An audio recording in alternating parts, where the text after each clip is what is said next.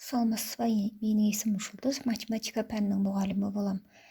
Неше есептер, емтихан есептеріне келетін сандық сипаттамада мына есепті қарастырайық. Шеңбердің радиусын тап дейді.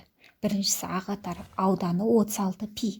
Б қатары шеңбердің ұзындығы 12 пи дейді. Енді шеңбердің радиусын табайық, біріншісінен. Бір.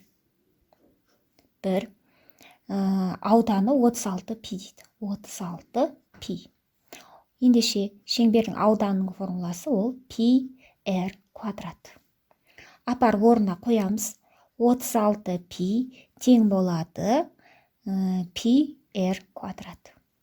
Пи мен пи жойылып кетеді. Теңдіктің екі жағында да бар. Сонда 36 тең болады р квадрат шықты.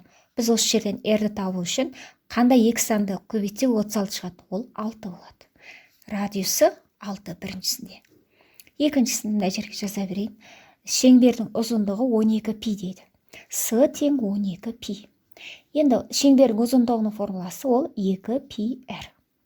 Осы жерден апарып орнына қоямыз. 12 пи тең болады 2 пи р. Пи мен пи тағы да жойылып кетеді.